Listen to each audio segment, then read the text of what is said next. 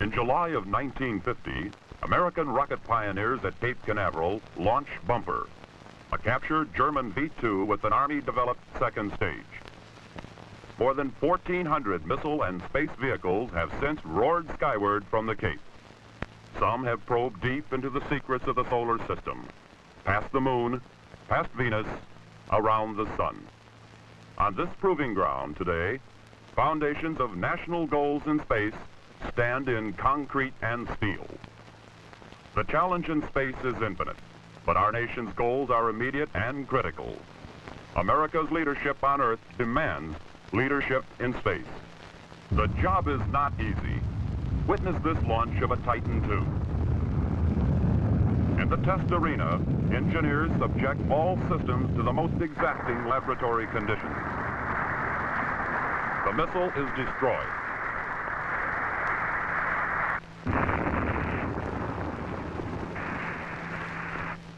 All tests, including this disappointing failure, contribute vital knowledge for the greater reliability of this weapon. Now, the Martin-built Air Force Titan II is the big stick of American leadership. Its 6,000-pound warhead can be hurled 1/3 of the way around the globe with pinpoint accuracy. This flight was a milestone. Long-range cameras record staging.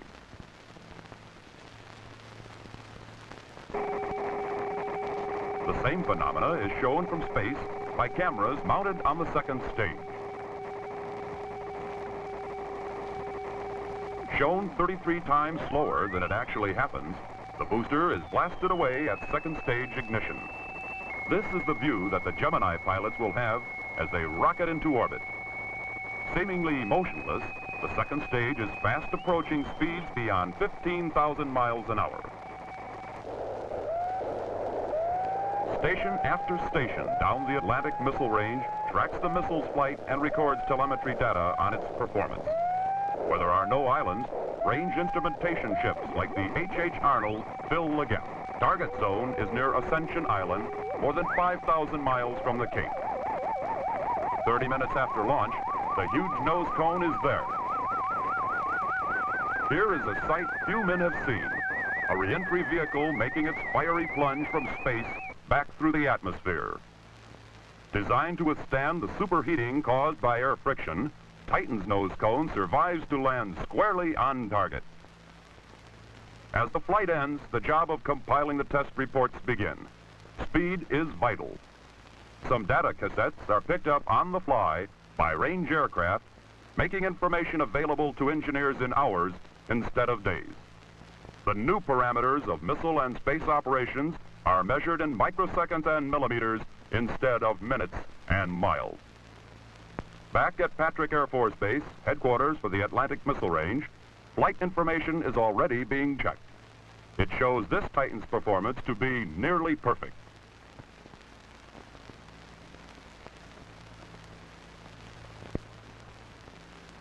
This is good news to more than weapon system people, for Titan is earmarked to boost the two-man Gemini spacecraft into orbit.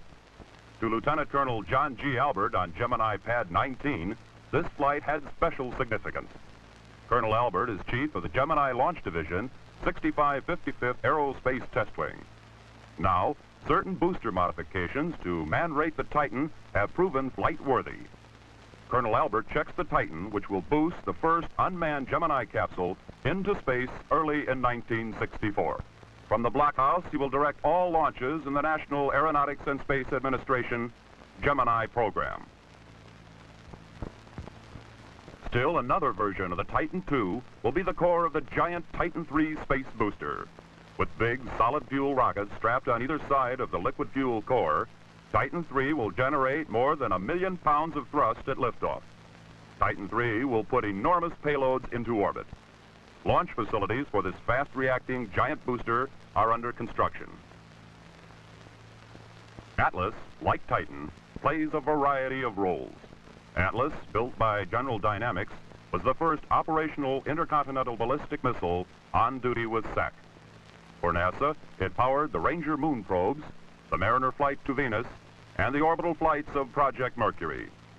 Air Force crewmen need all their technical competence to prepare this complex system for flight.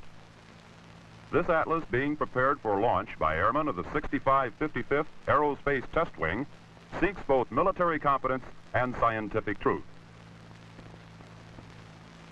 Passenger pods attached to the side of the Atlas carry a variety of experiments for basic research in the space environment.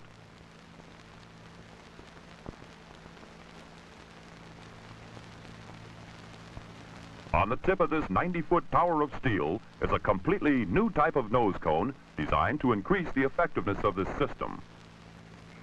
2, 1, 0, plus 1, 2, 3, 4, 5, 6, 7, 8, 9, 10. 300,000 parts functioned perfectly when the Atlas roared to life, living up to its reputation for dependability.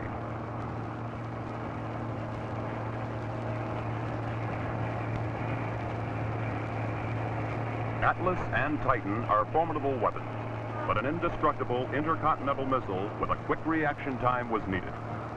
Minuteman, the solid fuel, instant ICBM that is fired from concrete underground silos, was the answer. By mid-year, Boeing was delivering Minutemen to SAC squadrons at the rate of 1 a day. And at the Cape, missile men were already at work on an advanced version of America's Sunday Punch.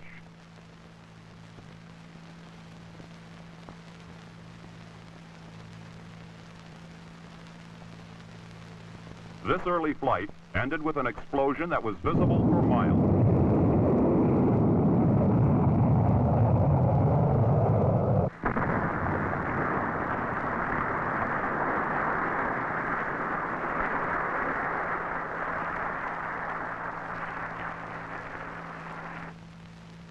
Yet, even from such a brief flight, great quantities of information are gathered from telemetry sources.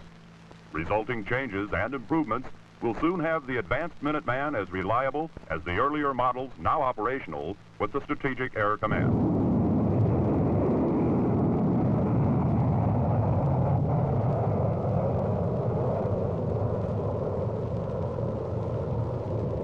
This November test, employing an entirely new second stage, streaked more than 5,000 miles down the Atlantic missile range to score a strike.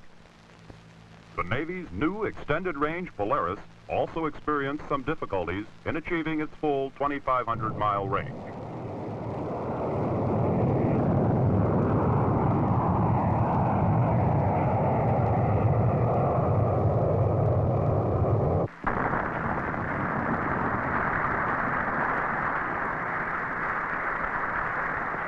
By October, design changes had so improved reliability of the new bird that it was considered ready for the acid test, launch from a submarine. Every missile-firing submarine comes to the Cape for a shakedown cruise, which includes the launch of a production model Polaris. The USS Andrew Jackson was chosen to fire the first new model Polaris. Loaded with the Lockheed Corporation's new Polaris, the Andrew Jackson cruised a few miles off the coast of Cape Canaveral and submerged.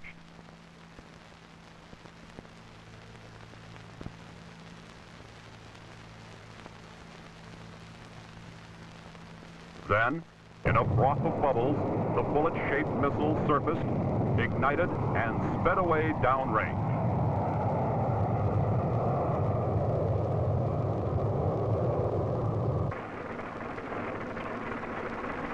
The Army completed development testing of their selective range Pershing with a demonstration of how this new tactical weapon earned the nickname Shoot and Scoop. Men from the Army's 2nd Missile Battalion of the 44th Artillery conducted this test under simulated operational conditions. The mobile launcher and support equipment, mounted on half-tracks, first made a grueling trek through rough Canaveral scrubland. Upon reaching the firing site, the rugged combat soldiers demonstrated their newly acquired technical skills by assembling the Pershing. Moving through the simplified countdown, the crew erected and checked out this new addition to the Army arsenal.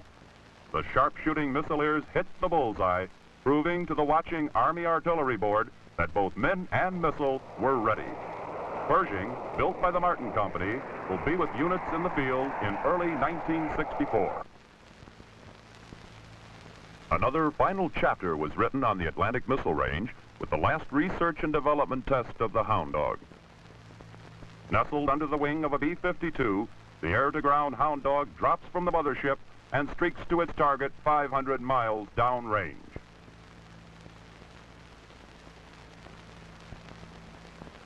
The Air Force Mace has been a sentinel on the outpost of freedom for years. Selected crews for this tactical weapon are brought to the Cape for system checkout and for launch training. In hardened, protected sites overseas, Mace crews are ready and waiting should their missiles ever have to come alive.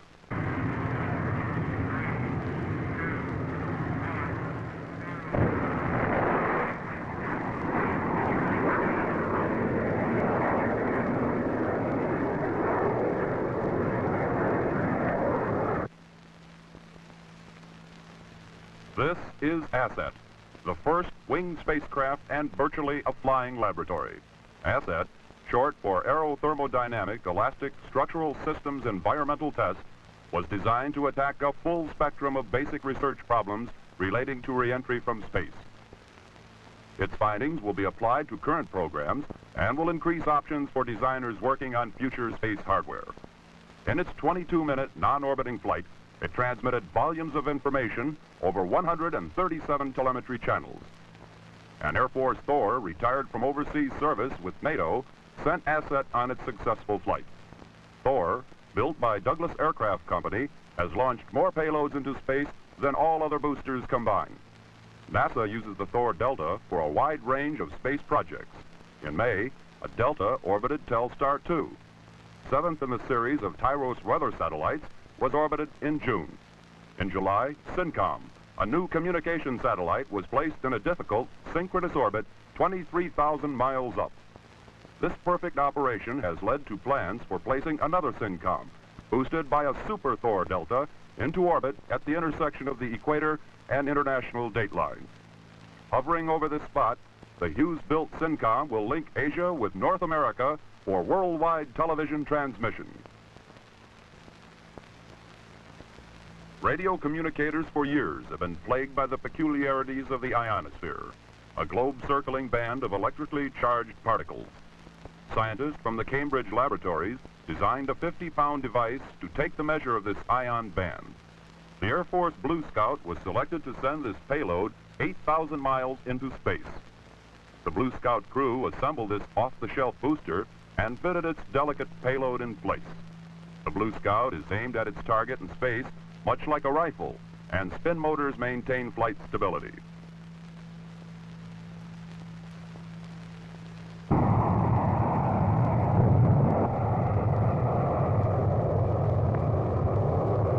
Project officials announced the results of the probe were excellent.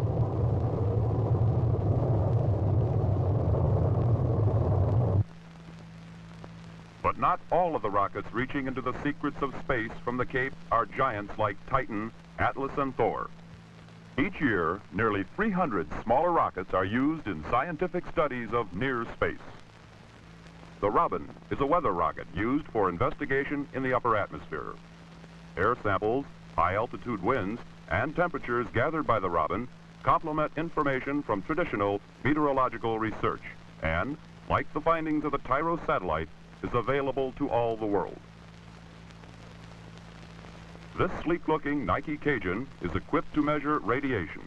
Along with high-altitude aircraft, Nike Cajun is used in a joint United States, Great Britain, and Canadian radiation detection program.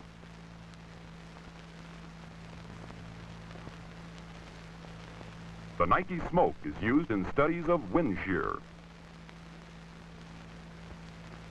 Photographs of its smoke trail reveal the strength and drift of wind currents at various layers of the atmosphere.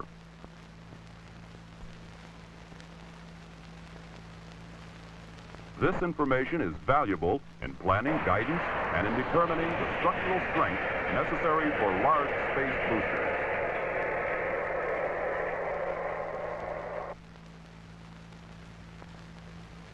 Yet no mechanism, however wonderfully wrought by the hands of men, can substitute for man himself. A machine can be built to stand more heat, more cold, and perhaps take up less space. But engineers cannot fashion something as dexterous as the hand, as perceptive as the eye, nor can they make a brain with curiosity, imagination, and courage. Air Force Major L. Gordon Cooper confirmed all of this in the last and longest of the Mercury flights.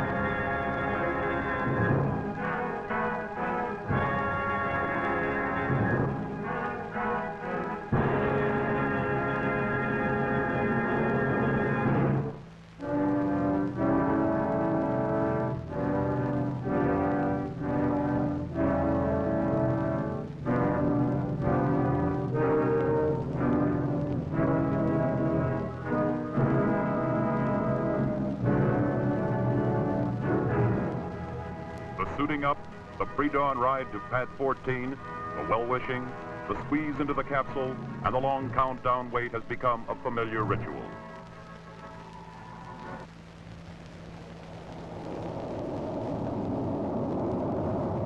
But then the count reaches its final moments.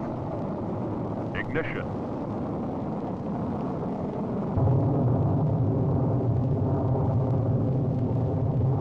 Liftoff. And a man is riding a flaming pillar of power. The only cowman present is Major Cooper, who remarks, "What an afterburner." But Major Cooper can scarcely be counted among the present any longer. He has left the Cape and the world below, and in 5 minutes will be going more than 17,000 miles per hour. He will be in orbit. More than 700 members of the press gaze at the diminishing speck in the sky. The news is trumpeted worldwide in a matter of seconds.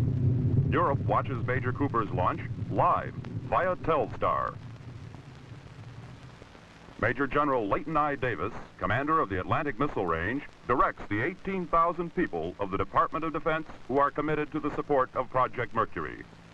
In the 19th orbit of Major Cooper's 22-orbit flight, the failure of an electrical relay eliminated his autopilot and attitude indicators. Without the astronaut, the mission would have ended here in failure. Ground controls could not have retrieved the spacecraft from orbit. Major Cooper fired the retro rockets and, using the window for attitude reference, manually controlled the spacecraft during re-entry. The landing was perfect, emphasizing the fact that the most important system in space is man himself. Major Cooper elected to wait in his spacecraft for retrieval by the nearby USS Kearsarge. The band on board strikes up the Air Force song as Major Cooper emerges wearily from Faith 7 and responds with a grin and a salute. Before his flight, Major Cooper, along with other Air Force astronauts and space pilots, attended a traditional Air Force dining-in at the Officers Club at Patrick Air Force Base, Florida. Secretary of the Air Force Eugene M. Zuckert stated the need for our efforts in space. We believe that space can be free to all for peaceful activity only if somebody keeps it free. We are that somebody.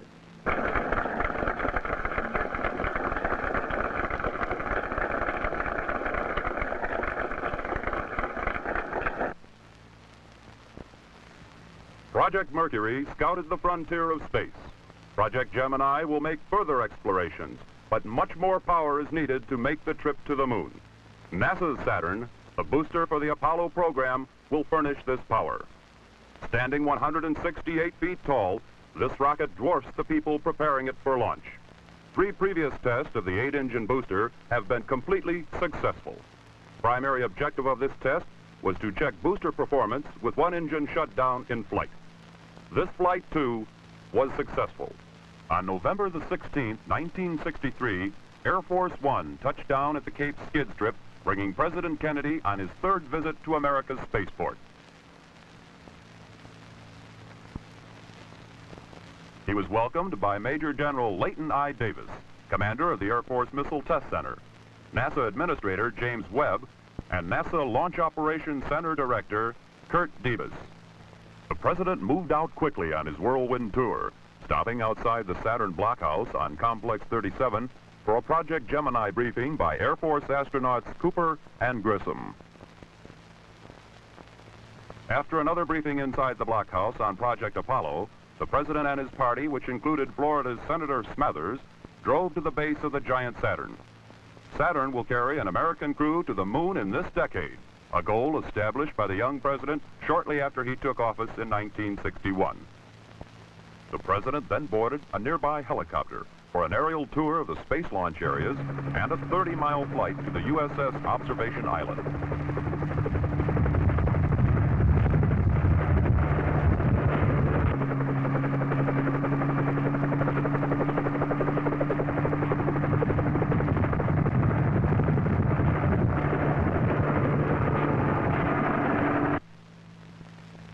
The commander-in-chief was piped aboard.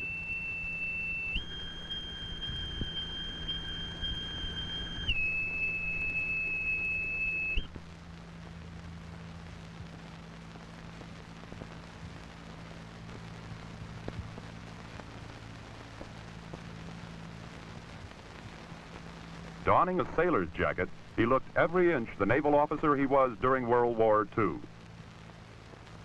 The fleet performed flawlessly, and President Kennedy saw his first Cape missile launch, a Polaris, from the submerged nuclear submarine, the Andrew Jackson.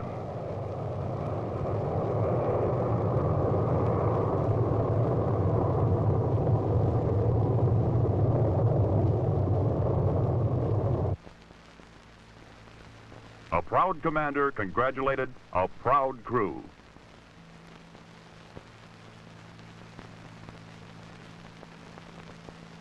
The president returned to the Cape by helicopter. His visit expressed his continuing support for the nation's space program. President Kennedy bids his farewells.